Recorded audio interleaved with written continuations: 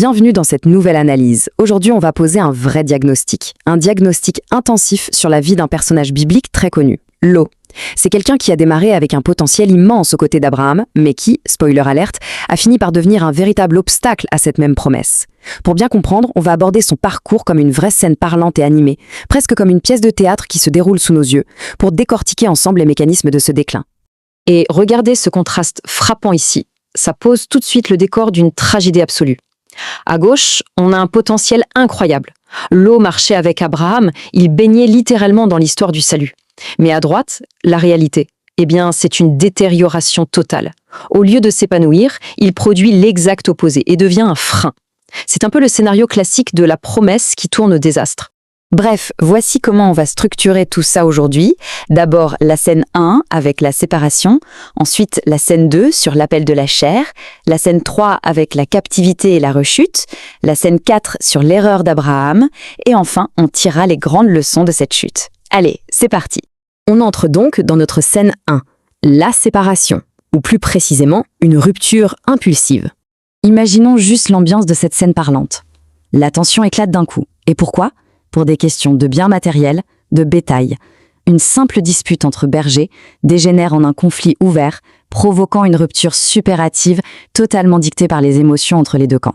Si on fait le diagnostic de cette fameuse séparation, ça révèle d'énormes failles. En fait, le texte nous montre que Lot s'était embarqué dans cette alliance sans vraiment en comprendre la profondeur.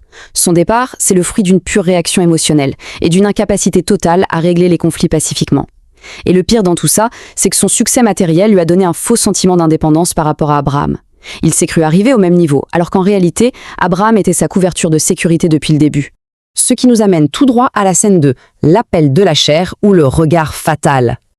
Et là, c'est le point de bascule. Le texte dit que Lot leva les yeux. C'est très visuel.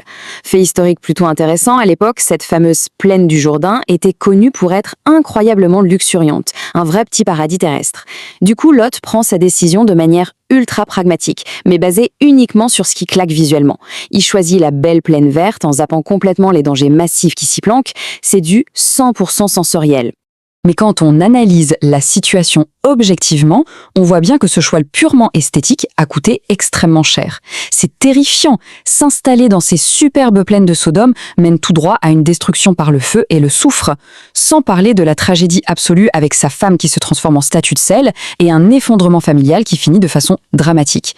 C'est quand même fou. Un choix basé sur un paysage de carte postale qui se termine en véritable film d'horreur. On passe à la scène 3. Captivité et rechute. Une résolution qui, en fin de compte, était fausse. Comme on s'y attendait un peu, la vulnérabilité de son nouvel environnement rattrape Lot. Il se fait capturer. Faut dire qu'il s'était installé en plein cœur d'une zone de guerre perpétuelle. Mais coup de théâtre, Abraham orchestre une mission de sauvetage spectaculaire, digne d'un grand film d'action, et le libère avec tous ses biens. Une vraie délivrance sur un plateau d'argent. Sauf que, le diagnostic ici est sans appel. Qu'est-ce qu'on constate après ce sauvetage miraculeux ? On retrouve Lot exactement au même endroit, en plein milieu de Sodome. Retourné à la case départ, au cœur même du danger après avoir été sauvé, ça montre une incapacité flagrante à retenir la leçon. C'est le piège classique des environnements toxiques. Comme le souligne le texte, il néglige complètement cette délivrance monumentale et transforme ce qui devait être une libération en une simple pause avant de replonger. Et c'est là qu'on aborde la scène 4, l'erreur d'Abraham, la tragédie un peu cachée de cette histoire. Parce qu'il faut en parler. L'ironie dans cette scène animée, c'est la passivité d'Abraham. Il avait l'autorité, l'expérience, la sagesse pour recadrer Lot, mais au lieu de ça, il lui dit gentiment « Choisis ton chemin, si tu vas à gauche, j'irai à droite ». Il le laisse s'égarer tout droit vers un danger énorme, sans imposer le moindre veto, sans aucune instruction ferme. Et ça nous amène à une distinction absolument cruciale. Il y a un monde entre, d'un côté, intercéder pour quelqu'un en le sauvant des conséquences de ses actes, comme Abraham l'a fait avec les rois, et de l'autre, l'instruire. L'instruire avec des principes solides pour l'empêcher de tomber dans le ravin en premier lieu. Le manque d'instruction, c'est dévastateur. Instruire, c'est vraiment former quelqu'un pour qu'il garde le cap. Si on laisse l'ignorance ou même l'orgueil d'un protégé s'installer sans poser un cadre moral solide, le risque, c'est que cette même personne se transforme plus tard en un énorme obstacle. Pour le dire simplement, un élève non instruit devient bien souvent le plus grand problème de demain. Pour terminer, voyons la partie 5, les leçons d'une chute et la trajectoire. Quand on remet toutes ces pièces du puzzle ensemble, on obtient la cartographie hyper précise d'une chute annoncée. Étape 1, l'engagement aveugle. On suit sans vraiment comprendre. Étape 2, le clash matériel qui fait tout exploser.